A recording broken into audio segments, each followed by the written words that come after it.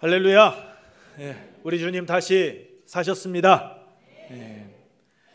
이 시간 실패를 성공으로, 패배를 승리로 바꾼 부활의 은혜가 여러분의 삶 가운데 늘 함께 하심으로 범사의 형통의 길 걸어가시기를 축복합니다.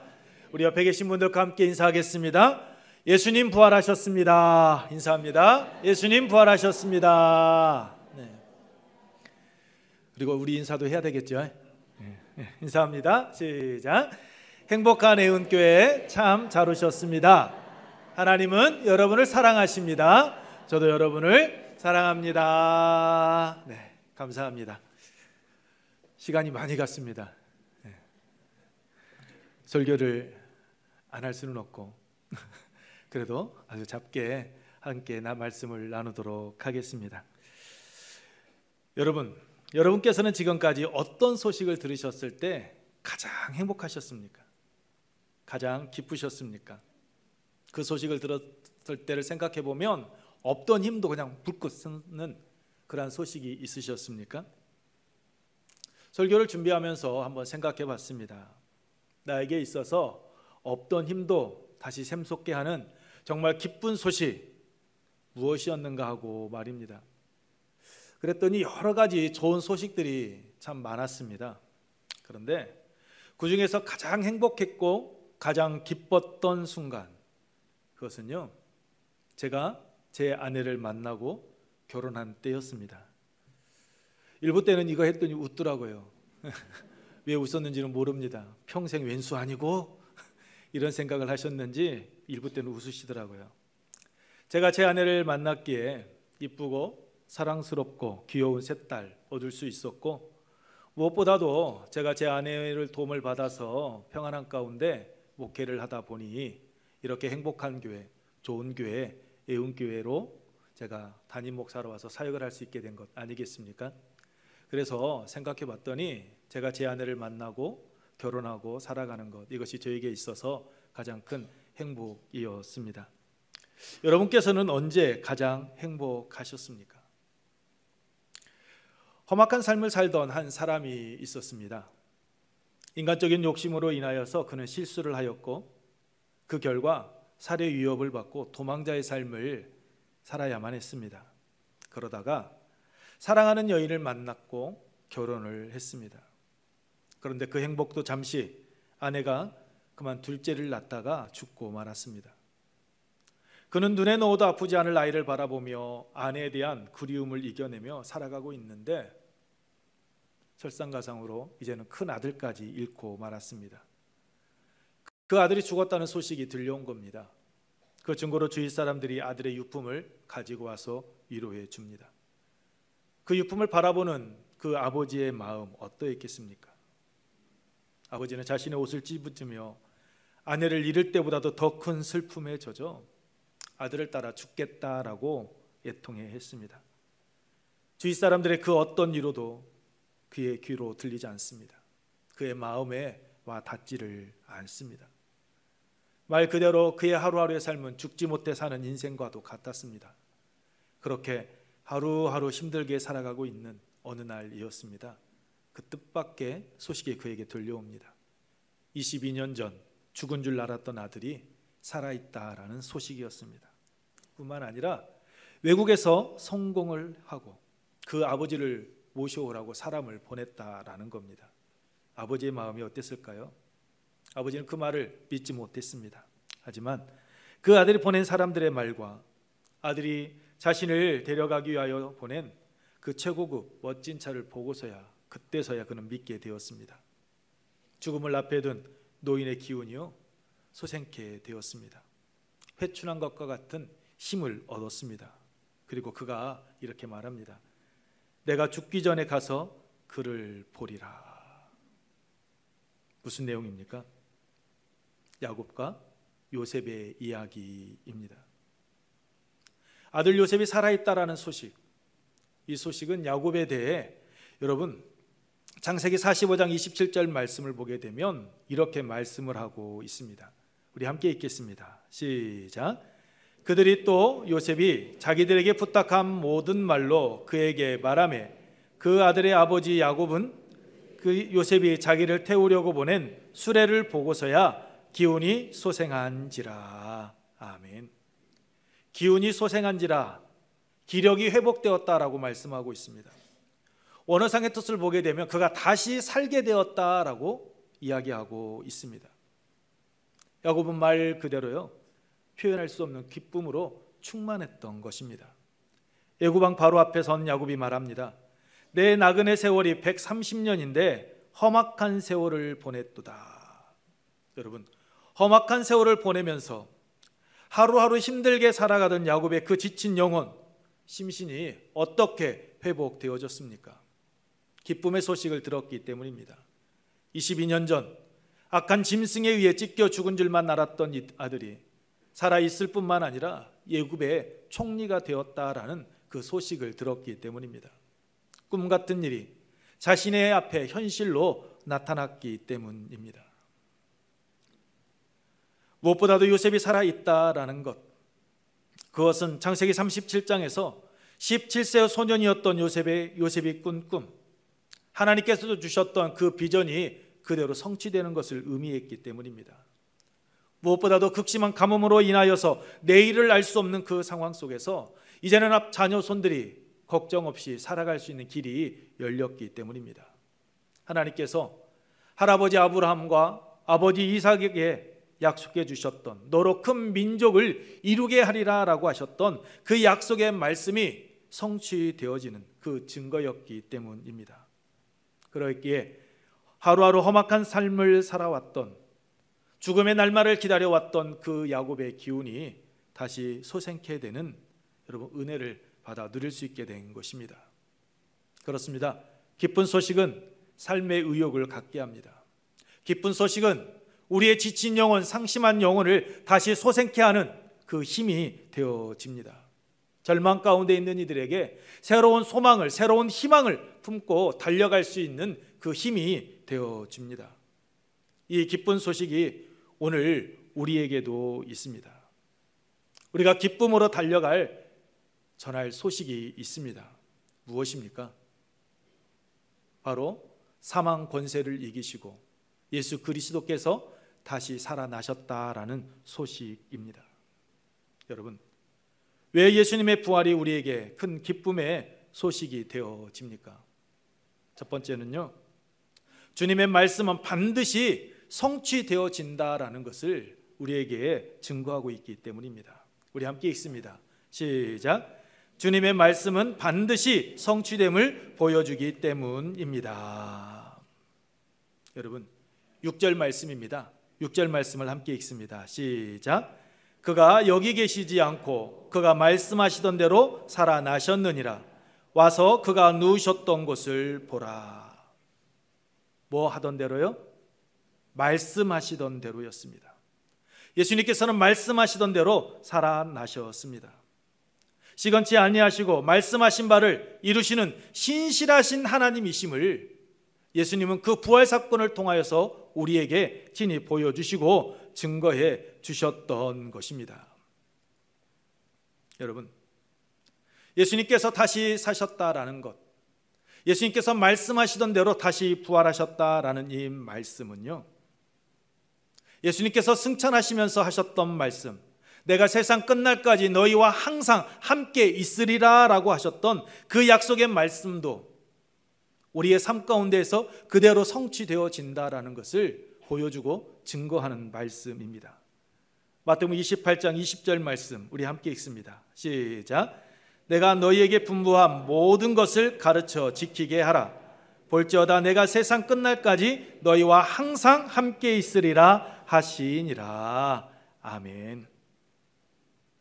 여러분, 주님은 이 약속의 말씀을 이루게 하여 성령을 통하여서 성령을 우리 가운데 보내주셨고 그 성령을 통하여 우리와 지금도 함께하고 계신 줄로 믿습니다. 출애굽한 이스라엘 백성들이 낮에는 더위를 이겨낼 수 있도록 구름 기둥으로, 밤에는 추위를 견뎌낼 수 있도록 여러분 불기둥으로 그들 앞에 가시며 그들을 인도하시고 그들을 떠나지 아니하셨던 그 40년의 세월 동안 낮이나 밤이나 함께 동행해 주시면서 약속의 땅으로 인도해 주신 것처럼 예수 그리스도를 믿고 고백함으로 영적 출애굽을 한 오늘 우리와도 함께하고 계신 줄로 믿습니다. 우리 앞에 가시며 우리를 인도하시고 떠나지 않고 함께하고 계십니다. 그러므로 말씀하신 대로 다시 부활하신 이 부활의 사건은 오늘 우리에게 기쁨의 소식이 되어지는 것입니다. 주님께서 우리에게 약속하신 그 말씀은 반드시 성취되어지기 때문입니다. 두 번째로, 예수 그리스도의 부활의 사건이 우리에게 기쁨의 소식이 되어지는 이유는 우리에게 희망을 품게 하기 때문입니다. 우리 함께 읽습니다. 시작. 우리에게 희망을 품게 하기 때문입니다. 국민일보 겨자씨에 실린 글입니다. 읽어보신 분들도 계실 것입니다. 조선시대 경기도 과천 현감이 능력을 인정을 받았습니다. 그래서 한양으로 전보 발령을 받고 떠나는 날이었습니다. 그를 모시던 사람들이 그대의 덕을 기리겠다며 송덕비를 세우겠다라고 이야기합니다. 그러면서 현감에게 묻습니다. 우리가 이 송덕비에 무엇이라 기록하면 좋겠습니까? 그러자 현감이 말합니다. 나는 관심 없으니 알아서 적으시오라고. 한양으로 떠나던 날이었습니다. 현감은 남태령에 송덕비가 세워졌다라는 소식을 듣고 잠깐 들러 그 송덕비를 보게 되었습니다. 이렇게 기록되어져 있었습니다. 오늘 이 도둑놈을 보내노라. 현감은 그 비문을 읽곤 오히려 더 크게 웃더니 밑에 한 줄을 더 추가하라라고 이야기합니다. 내일은 다른 도둑놈이 올 것이다. 실제로 새로운 현감은 이전보다 훨씬 더 심하게 수탈하고 착취를 했습니다. 이 현감이 떠난 후 비문에는 이런 글이 적혔습니다. 계속해서 도둑놈들만 오는구나. 몇 년 후에 어떤 사람이 다음과 같은 글로 비문의 맨 마지막 줄을 맺었다라고 합니다. 이 세상엔 모두 도둑놈뿐이구나. 여러분, 이 비문을 통해 알 수 있듯이 사람에게는 희망을 걸어서는 안 됩니다. 사람은 희망의 대상이 아닙니다. 더더욱 사람은 믿음의 대상도 되지 않습니다. 사람은 사랑의 대상, 우리가 안고 품어주고 함께 가야 될 대상임을 여러분 잊지 마십시오. 우리에게 있어서 유일한 희망, 그분은 죄와 사망 권세를 이기시고 다시 사신 예수 그리스도 뿐입니다. 막달라 마리아를 비롯한 여러분 다른 마리아 절망 가운데 있었습니다. 슬픔 가운데 있었습니다. 생각해 보십시오. 예수님과 제대로 된 작별 인사도 하지 못하고 하루아침에 유대 종교 지도자들의 시기와 질투로 인하여서 십자가에 달려 죽는 그 예수의 모습을 지켜보아야만 했습니다. 얼마나 큰 상처였겠습니까? 얼마나 큰 낙심이 되었겠습니까? 그 무거운 마음으로 1절 말씀과 같이 무덤을 찾았습니다. 무덤, 여러분께서 아시는 것처럼 시신을 묻는 땅입니다. 시신을 매장하는 곳입니다. 그래서 무덤은 절망의 장소입니다. 두려움의 장소였습니다. 가기를 꺼려하는 장소였습니다. 희망을 기대하거나 찾아볼 수 없는 곳, 그것이 바로 무덤입니다. 그런데 그 절망의 장소에서 막달라 마리아를 비롯한 다른 여인들은 여러분 희망을 품게 되었습니다. 어떻게 절망의 장소에서 희망을 품게 된 것입니까? 그것은 3일 전에 죽으셨던 예수 그리스도께서 다시 살아나셨다라는 그 소식을 듣게 되었기 때문입니다. 뿐만 아니라 9절 말씀과 같이 다시 사신 주님을 직접 만났기 때문입니다. 9절 말씀입니다. 우리 함께 읽습니다. 시작. 예수께서 그들을 만나 이르시되 평안하냐 하시거늘 여자들이 나아가 그 발을 붙잡고 경배하니. 슬픔과 절망 속에서 찾은 무덤이었습니다. 그런데 그곳에서 주님께서 다시 살아나셨다라는 소식을 들었을 뿐만 아니라 그 소식을 전하러 가는 가운데 여러분 다시 사신 주님을 직접 만나게 된 것입니다. 기분이 어떠했겠습니까? 죽은 줄만 알았던 아들을 다시 만났던 그 야곱이 느꼈던 그 기쁨, 여러분 이 막달라 마리아를 비롯한 다른 여인들이 누리지 않았을까요?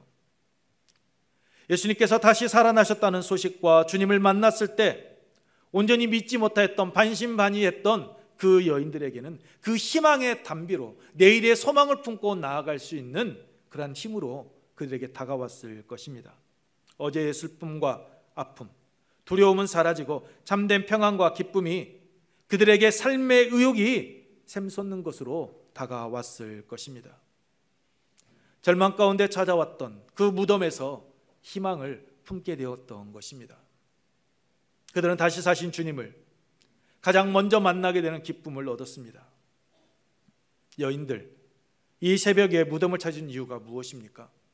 1절에 무덤을 보려고 갔더니 라고 말씀하고 있듯이 십자가에 못 박혀 죽으신 그 예수님의 그 무덤을 확인하기 위함이었습니다. 그런데 그들의 생각과는 달리 사망 권세를 이기시고 부활하신 예수님을 직접 만나게 되는 기쁨을 그들은 얻게 된 것입니다. 부활하신 주님께서는 평안하냐라고 물으시고 두려워 말라라고 위로하시며 부활의 증인까지 되라고 말씀하십니다. 더 나아가 제자들을 향한 변함없는 사랑도 보여주셨습니다. 10절 말씀입니다. 이에 예수께서 이르시되 무서워하지 말라. 가서 내 형제들에게 갈릴리로 가라 하라. 거기서 나를 보리라 하시니라. 당신을 버리고 도망친 제자들, 그 제자들을 향하여서 내 형제들이다 라고 말씀해 주신 것입니다. 실망스러운 제자들이었습니다. 그럼에도 그런 제자들을 향한 예수님의 마음, 예수님의 사랑은 변함이 없으셨습니다. 한결 같으셨습니다. 그러했기에 주님의 부활은 막달라 마리아를 비롯한 예수님을 따랐던 제자들, 오늘 우리에게도 기쁨의 소식이 되어지는 것입니다. 왜냐하면 그 사랑이 그리스도인으로서 바른 삶을 살아가지 못하고 있음에도 불구하고 하나님의 말씀대로, 하나님의 뜻대로 예수 그리스도의 사랑을 받은 자답게 사랑을 실천하며 나누는 삶을 살아가겠다라고 입술로는 고백하였지만 그러한 삶을 살아가고 있지 못함에도 불구하고 여전히 우리를 사랑하시며 우리에게 내일의 소망을 품고 나아갈 수 있도록 하나님은 우리에게 힘과 능력을 더하여 주고 계시기 때문입니다.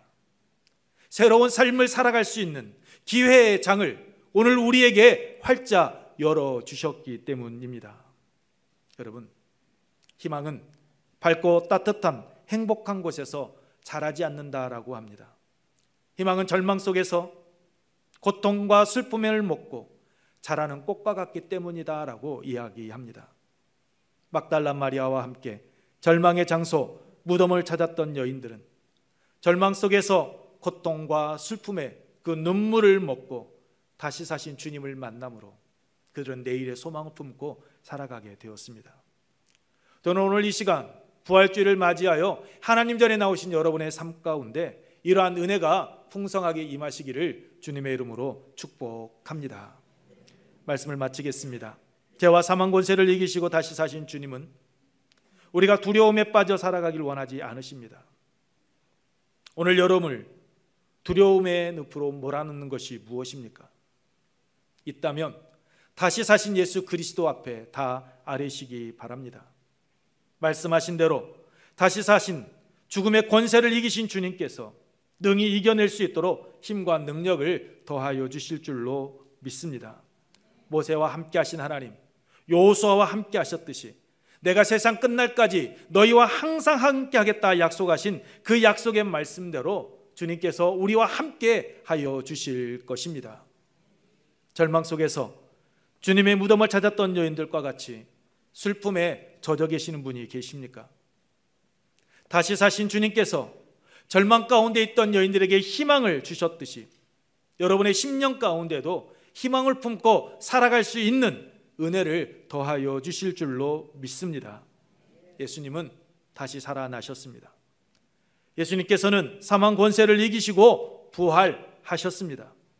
그러므로 다시 사신 주님을 신뢰하시고 내일을 향해 힘차게 나아가시기 바랍니다. 예수님께서 도마에게 요한복음 20장 29절에서 보지 못하고 믿는 자들은 복되도다 라고 말씀하고 있듯이 부활하신 주님을 우리가 직접 두 눈으로 보지 못하였지만 우리가 말씀을 통하여 믿고 있는 우리들은 여러분 복된 자들임을 잊지 마십시오. 이 복 소멸치 마시고 다시 사신 주님과 함께 새로운 내일을 향해 힘차게 나아가시기 바랍니다.